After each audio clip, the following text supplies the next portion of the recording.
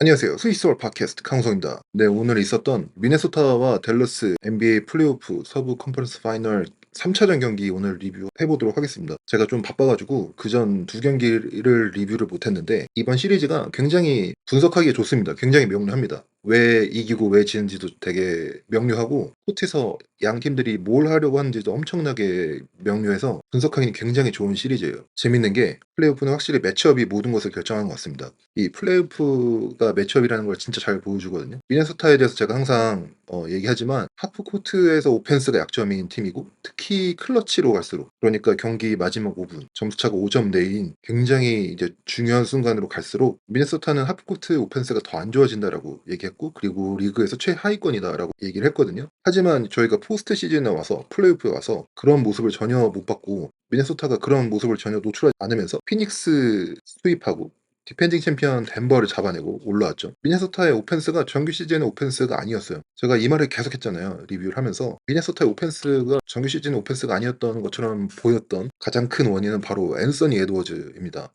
앤서니 에드워즈가 진짜 발전을 했거든요. 정규 시즌에도 탑티어 운동 능력이 있는 좋은 프리미터 플레이였지만 플레이메이킹은 약점을 갖고 있는 선수였고 골밑으로 돌파하는 거를 가장 큰 무기로 갖고 있는 앤서니 에드워즈가 풀업 슈팅도 플레이오프 와서 막 44%, 45% 이상으로 던지고 있기 때문에 이 전 시리즈에서는 앤서니 에드워즈의 디펜더들이 앤서니 에드워즈를 전혀 막을 수가 없었어요. 특히 돌파하는 걸 전혀 막을 수가 없었거든요. 그래서 앤서니 에드워즈한테 더블팀을 가면 쉽게 쉽게 패스를 뿌려주는 플레이메이킹을 통해서 미네소타의 오펜스가 정규 시즌과는 확실히 다른 모습으로 올라왔거든요. 미네소타가 수비가 대단한데 공격까지 이렇게 막 잘 되니까 진짜 막을 수 없는 팀처럼 보였죠. 하지만 중요한 건 모든 게 다 매치업입니다. 댈러스 미네소타 프리뷰에서도 제가 얘기했듯이 댈러스는 이전에 미네소타가 만나보지 못한 좋은 림 프로텍터가 있는 팀이거든요. 덴버의 요키치와 피닉스의 너키치는 좋은 림 프로텍터는 아니에요. 하지만 데릭 라이블리, 데니엘 게포드 둘 다 운동 능력 좋고 사이즈 좋고 버티컬도 좋은 림 프로텍터들이거든요.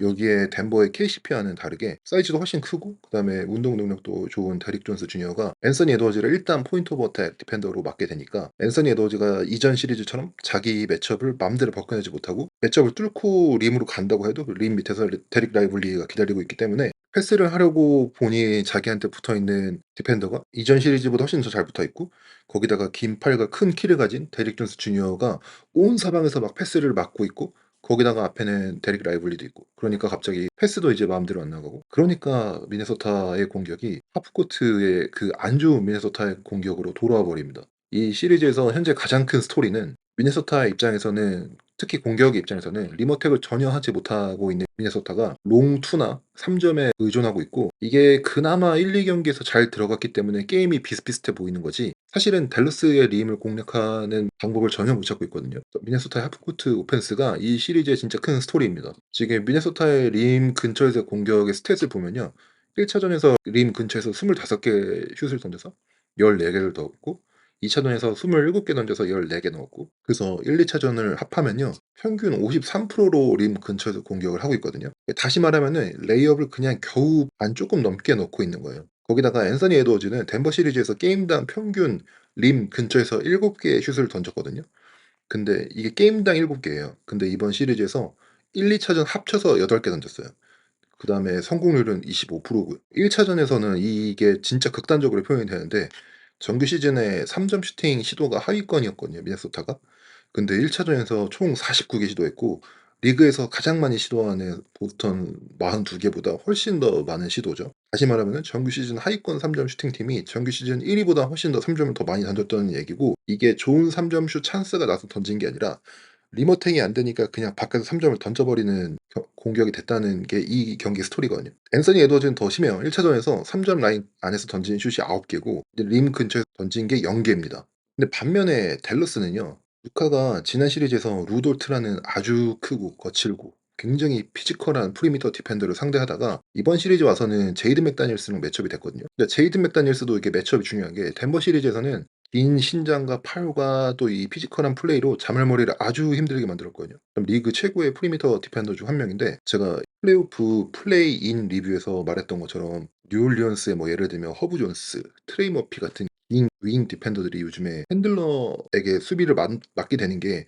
요즘 리그의 트렌드거든요. 근데 여기에 제가 그때 카운터가 뭐라고 했죠? 사이즈 큰 볼 핸들러라고 했잖아요. 그래서 뉴올리언스가 세크라멘토의 디에론 팍스의 공격을 어렵게 만들고 정규 시즌 마지막에도 골든 스테이트 워리어스 상대하면서 막 스테픈 커리를 막 긴 신장으로 압박하면서 그 경기에서 막 커리 턴오버 7개 정도 유도하면서 엄청나게 위력적으로 보였던 이 디펜더들이 레이커스의 르브론 제임스라는 사이즈 큰 핸들러를 만나니까 완전히 이 르브론 제임스를 어떻게 불편하게를 못 만들거든요. 그래서 르브론 제임스가 마음대로 뉴올리언스를 공략하고 그게 사실은 뉴올리언스와 레이커스의 매치업 상성이거든요. 그래서 레이커스가 상성이 좋은 거고. 근데 이 지금 댈러스도 그런 일이 일어나고 있죠. 댈러스가 루카라는 리그 최고의 프리미터 핸들러를 가지고 있고 루카는 사이즈가 큰 핸들러입니다. 이전 시리즈에서 아주 위력적인 수비를 보였던 제이드 맥다니엘스가 루카한테는 전혀 뭔가 사이즈로 압도를 못하고 전혀 데미지를 주지 못합니다. 루카가 크고 힘이 세기 때문에 제이드 맥다니엘스가 피지컬적으로 압박을 주려 해도 잘 안 되고 루카가 스크린 타고 나와서 제이드 맥다니엘스가 붙으면 자말 머리 같은 경우는 뒤에 붙고 있는 제이드 맥다니엘스를 빠르게 떨쳐버리려고 더 빠르게 들어가서 러닝 플로터를 던진다던가 미드레인지를 던졌잖아요. 근데 루카는 그렇지 않죠. 전혀 제이드 맥다니엘스에게 피지컬적으로 압박을 받지 않으니까 천천히 스크린 타고 들어와서 제이드 맥다니엘스가 뒤에 붙으면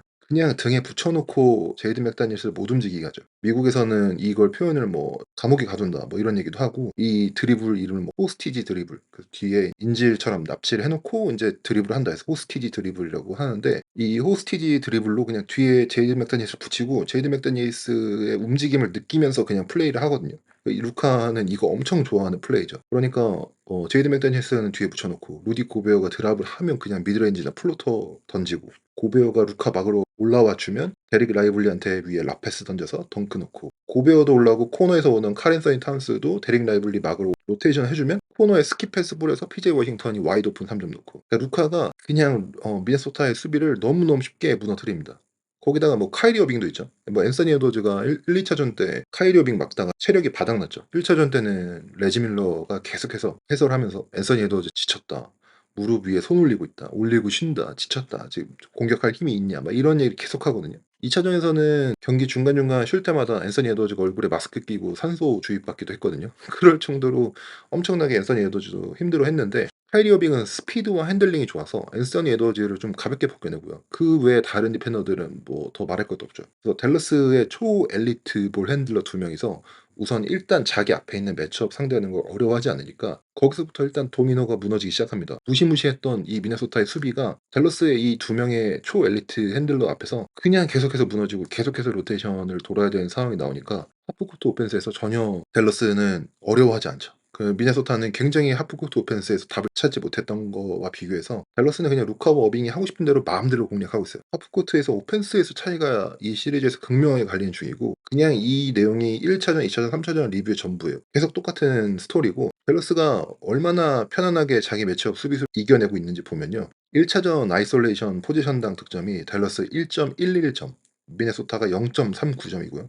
2차전은 댈러스가 1.29점, 미네소타가 0.44점입니다. 댈러스의 핸들러들이 아이솔레이션으로 전혀 어렵지 않게 득점을 하니까 미네소타가 수비에서 헬프 혹은 뭐 로테이션을 해야 되는 상황이 계속 만들어지고 이로 인해서 계속해서 효율적인 댈러스의 하프코트 오펜스가 진행되고 있거든요. 미네소타와 댈러스의 이번 시리즈 하프코트 오펜스를 비교해 보면요.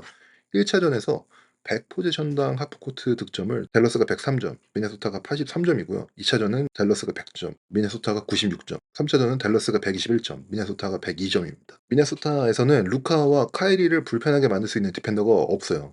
이게 현재 이 시리즈의 가장 큰 스토리라인이고 이게 매 경기 진짜 똑같아요. 경기마다 뭐 디테일은 조금씩 다르지만 결국은 한쪽은 마음대로 하프코트에서 오펜스가 되고 다른 한쪽은 전혀 마음대로 되는 게 하나도 없기 때문에 경기 막판으로 가서 결국에 이기는 건 댈러스거든요. 댈러스는 계속해서 좋은 퀄리티의 슛을 하프코트 오펜스에서 만들어내는데 미네소타는 그렇지 못하고 있죠. 이게 진짜 마치 덴버와 레이커스 시리즈의 느낌하고 비슷해요. 덴버와 레이커스가 경기마다 되게 근소하게 이겼지만 사실은 덴버는 계속해서 좋은 퀄리티의 오펜스를 만들어냈고 뭐 그래서 근접하게 이기지만 사실은 그 퀄리티 차이는 엄청나게 컸다라는 그런 비슷한 점이 있는 것 같습니다. 오늘도 간단히 예를 들면 루카가 수비를 미네소타의 수비를 그냥 완전 그냥 속수무책으로 만듭니다. 미네소타가 돈치치를 상대하기 위해서 좀 디테일하게 보면 8 가지, 좀 크게 보면 5 가지 형태의 수비 커버리지를 들고 나왔거든요. 네, 루카한테는 전혀 문제가 되지 않습니다. 제가 미네소타가 어떻게 커버리지를 가지고 나왔는지, 루카가 어떻게 이걸 다 파괴시키는지 간략하게 제가 영상으로 설명드릴게요. 첫 번째로는 미네소타의 드랍 커버리지죠. 드랍은 상대 피켄롤을 수비할 때 상대 스크리너를 수비하는 수비수, 미네소타의 경우에는 뭐 대부분 루디 고베어이고, 루디 고베어가 플로어 없을 때 뭐 카렌서니 타운스인데, 루디 고베어가 이 스크린 액션에서 뒤로 드랍을 해서 골대랑 가까운 곳에 위치하면서 상대 롤러와 핸들러를 동시에 보면서 막는 커버리지인데, 이 커버리지는 상대 롤러에게 쉬운 득점을 먹히지 않지만 상대 핸들러한테 좀 많은 공간을 내주기 때문에 뭐 풀업 슈팅이나 플로터나 그런 슈팅이 되게 약합니다. 루카가 스크린을 받고 제이드 맥다니엘스를 살짝 옆구리에 붙여놓은 채로 전혀 무리 없이 미드레인지 풀업 슈팅을 던지거나, 아니면 드랍인데도 롤러를 늦게 커버하는 카렌서니 타운스를 보면요, 그냥 바로 라페스를 줘서 개포드같이 잡고 덩크를 넣는 모습을 보여주면서 이런 식으로 드랍 커버리지도 진짜 쉽게 부수고요. 뭐 두 번째 커버리지는 스크린을 수비하는 고베어가 상대 스크린 레벨까지 올라오는 커버리지인데요. 영어로는 뭐 업투 더 레벨, 아니면 뭐 레벨, 스크린 레벨 이렇게 부르는데, 핸들러한테 조금 더 압박을 주는 커버리지죠. 고베어가 레벨까지 올라오는데 이를 보고 굳이 그대로 공략하지 않고 그대로 제이든 맥다니엘을 상대로 1대1 아이솔레이션으로 터프한 미드레인지를 넣거나, 아니면 이 스크린 레벨까지 올라오는 커버리지는 아무래도 드랍 커버리지보다 들어가는 롤러를 막기가 좀 어려운데, 경기 마지막에 승부를 결정지었던 개포드의 덩크 장면도 보시면요, 루디 고베어가 레벨까지 올라왔다가 진짜 부랴부랴 롤러인 개포드를 막으러 가는데, 이때 루카가 무리 안 하고 계속 드리블 유지하다가 루디 고베어가 루카를 좀 더 막으려고 한 발짝 내딛는 순간 그때를 놓치지 않고 개포드한테 라페스를 던지고요, 그대로 덩크를 넣습니다. 이래서 이 레벨로 올라오는 커버리지도 보시고요. 세 번째는 스위치 커버리지인데, 댈러스의 스크린 액션에서 그냥 스크리너와 핸들러의 수비수가 서로 매치업을 바꾸는 게 스위칭인데, 이 커버리지는 뭐 라페스나 풀업 슈팅이나 이런 앞서 설명드린 두 커버리지의 단점을 좀 없애고요. 스위칭을 하게 되면 상대가 스위칭된 수비수를 상대로 좀 아이솔레이션을 강요당하게 되거든요. 하지만 앞서 제가 아이솔레이션 스탯 알려드렸듯이 루카는 전혀 아이솔레이션으로 미네소타 수비수를 공략하는데 어려움을 못 느끼고 있죠. 특히 루카가 스태거드 스크린이라고 해서 이 두 번 스크린을 받고, 이때 콜리가 스위칭이 되어서 루카를 막을 때 그냥 콜리 머리 위로 스텝백 3점 던져서 넣고요. 마이크 콜리가 스위칭돼서 타겟팅이 되니까 이번에는 니키 알렉산더 워커랑 제이드 맥다니엘스가 스위칭을 하는 포지션이 있거든요. 그래서 루카가 그냥 니켈 알렉산더 워커가 스위칭이 돼도 아주 좋은 프리미터 디펜더인 니켈 알렉산더 워커이지만 루카한테 문제가 되지 않습니다. 왜냐면 루카가 훨씬 더 크고 힘이 센, 사이즈가 큰 핸들러라서 니켈 알렉산더 워커를 그냥 힘으로 밀고 들어가서 미드레인지 던지고요. 루카가 진짜 미네소타 상대로 아이솔레이션 공격하는데 전혀 어려움이 없어 보였어요. 네 번째는요, 해제 리커버리 커버리지인데요. 주로 약한 프리미터 플레이어를 보호하기 위해서 하는 수비인데, 스크린 액션에 상대가 스위칭을 타겟팅하는 선수, 이 경우에는 마이크 콜리가 상대의 핸들러의 돌파 라인을 잠깐 막아섰다가 상대가 주춤하는 사이에 원래 매치업인 제이드 맥다니엘스가 돌아오면서 마이크 콜리는 원래 자기 매치업 수비로 돌아가는 형식의 커버리지거든요. 이런 식으로 마이크 콜리를 좀 숨겨주려고 하는 커버리지인데, 루카가 역시 이번에도 제이드 맥다니엘스 옆에 끼고 돌파해서 들어가니까 루디 고베어가 올라와서 헬프를 하고요. 나즈리드는 코너에 있는 자기 매치업인 데릭 존스 주니어를 버려두고 골 밑에 가포드를 태그하러 와줍니다. 이 모든 것을 다 보고 있는 루카가 코너에 있는 데릭 존스 주니어한테 패스를 해주고 3점을 먹힙니다. 다섯 번째는 블리츠 커버리지인데요. 스크린 액션에서 그냥 루카한테 스크리너를 수비하던, 그러니까 이 경우에는 고베어까지 루카한테 모두 둘 다 붙어버리는 커버리지고, 이 커버리지의 목적은 상대 볼 핸들러한테서 볼을 빼내겠다, 그러니까 너는 패스를 해 라는 식의 패스를 강요하는 커버리지인데, 이 관건은 루카가 얼마나 패스를 잘 찔러줄 수 있겠냐인데, 최고의 핸들러이자 최고의 플레이메이커인 루카한테는 진짜 어렵지 않은 일이죠. 루카한테 두 명이 붙고 골밑으로 들어가는 데릭 라이블리한테 앤서니 에드워즈가 로테이션 넣는 거 보고 그냥 바로 패스 찔러주고요, 데릭 라이블리가 덩크로 마무리합니다. 이게 진짜 간략하게 설명해서 이렇게 된 거고요. 미네소타가 굉장히 많은 수단을 동원해서 루카를 막으려고 했어요. 좀 더 디테일하게 가면요, 드랍할 때 아이스도 해봤다가 아니면 스위칭 하는 디펜더들도 바꿔봤다가 뭐 여러 가지 다 해봤거든요. 근데 루카한테는 답이 없었습니다. 여기다가 앤서니 에드워즈가 좀 이번 시리즈에서 약점을 노출하고 있죠. 수비가 앤서니 에드워즈 쪽으로 많이 무게를 더해주면, 예를 들면 뭐 덴버 시리즈처럼 트랩 블리치 했을 때 좀 플레이메이킹을 어려워한다든가, 아니면 댈러스처럼 좋은 프리미터 디펜더 플러스 림 프로텍터가 있는 매치업에서 굉장히 좀 힘들어한다든가, 이런 공격에서 약점도 있는데, 지금 앤서니 에드워즈가 온볼 디펜스에서 스크린 내비게이션이 좀 안 좋을 때가 많고요. 오프볼 디펜스 때 약간 집중력이 부족하거든요. 그게 중간중간 많이 나오거든요. 근데 이게 진짜 중요할 때 나왔는데 오늘 경기 마지막에 104대 104였을 때 한 3분 남았을 거예요. 이때 PJ 워싱턴이 와이드 오픈 3점 넣으면서 그때부터 경기가 좀 기울기 시작하거든요. 이 순간부터 미네소타가 경기 마지막에 11점 차 나고 경기 이제 패배가 확정됐을 때 앤서니 에드워즈가 레이업 넣을 때까지 미네소타가 필드골이 없어요. 근데 어쨌든 이게 그 시발점이었는데 앤서니 에드워즈가 오프볼 수비에서 주의력이 떨어지는 게 좀 데미지를 입혔죠. 앤서니 에드워즈가 콜리한테 갑자기 좀 느닷없이 스위치를 지시하고 골밑에서 서 있습니다. 뭔가 제 생각에는 루카가 스크린을 받고 나오면 돌파해 올 때 내가 뭐 골밑에서 좀 림 프로텍션을 해주겠다라거나 아니면 뭐 무슨 생각인지 잘 모르겠어요. 근데 이유 없이 그냥 골밑에 있었어요. 제 생각에 그래서 이게 집중력 부족인 것 같은데 코너에 자기 매첩인 PJ 워싱턴이 와이드 오픈이 됩니다. 루카가 스피드가 빠른 선수가 아니지만 굉장히 자신만의 느린 페이스로 경기를 하면서 가져가는 강점이 있죠. 예, 그게 뭐냐면 순간순간 상대가 보여주는 수비에 반응을 하기 쉽다는 거거든요. 왜냐면 내 스피드가 느리기 때문에 상대가 뭐 하는지 다 보고 있어요. 그리고 플레이메이킹하고 플로어를 읽는 능력이 진짜 최상급인 루카한테는 굉장히 적합한 플레이 스타일이거든요. 앤서니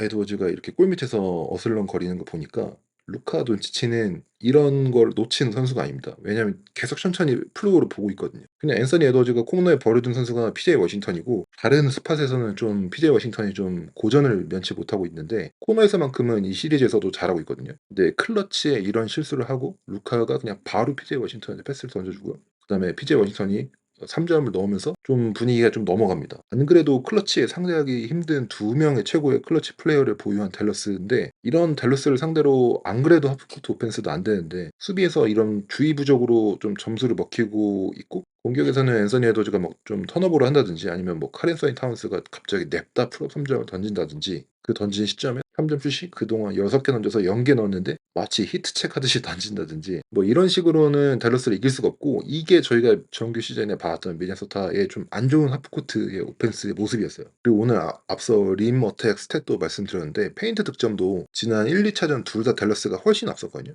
경기가 뭔가 좀 막상막하였던 이유가 미네소타의 슈팅 덕분이라고 말씀드렸는데 사실은 오늘 데릭 라이블리가 9분밖에 안 뛰었을 거예요. 그래서 부상으로 좀 나가서 그 이후로 미네소타가 좀 더 리머텍도 많이 하고 다른 경기보다 리머텍 횟수도 많고 득점도 처음으로 페인트 득점을 더 많이 한 경기거든요. 근데 댈러스가 1, 2차전 극도로 부진한 슈팅과 달리 이번 3차전에서는 좀 슈팅이 살아나면서 특히 3점이 50%의 성공률을 보여줬어요. 거기다가 이제 미네소타가 그동안 슈팅이 좀 핫했는데 이제 슈팅이 좀 내려가니까 지난 3경기 중에 이번 경기를 좀 가장 편안하게 이겼거든요, 댈러스가. 근데 이제 데릭 라이블리가 부상으로 빠져서 좀 안타까운데 지금 루키로서 진짜 잘하고 있는데 이게 아마 뇌진탕 인 것 같죠. 그리고 뇌진탕이면 뇌진탕 프로토콜이 있어서 리그의 규정상 며칠을 경기를 못 뛰는 거예요. 근데 좋은 소식은 댈러스가 다음 경기를 이기면 약 8일 정도 휴식을 할 수 있거든요. 그래서 다음 경기 이기면 좋고 댈러스는 그래도 데릭 라이블리보다 못하지만 그래도 림 프로텍션이 되는 게포드가 있고 이 하프코트의 오펜스의 다이나믹이 앞으로 저는 변하지 않을 거라서 댈러스한테 이 시리즈가 넘어갔다고 생각하거든요. 그래서 댈러스 입장에서는 최대한 빨리 다음 경기에서 그냥 이 스윕을 해버리는 게 루카나 데릭 라이블리나 휴식을 취할 수 있으니까 훨씬 좋을 것 같습니다. 네, 그래서 저는 일단은 기본적으로 이 리뷰는 여기까지고요. 그래서 저는 이 시리즈의 스토리는 앞으로도 계속 이 내용일 것 같아요. 미네소타가 과연 하프코트 오펜스에서 답을 찾느냐, 아니면 달러스의 하프코트 오펜스를 막을 방법을 찾느냐. 이 시리즈를 결정짓는 요소일 것 같고, 저는 지금 이제 세 경기를 본 결과 미네소타는 그걸 못 찾을 것 같습니다. 그래서 오늘 리뷰는 여기까지고요. 저는 이제 다음 경기 리뷰로 또 돌아오도록 하겠습니다. 감사합니다.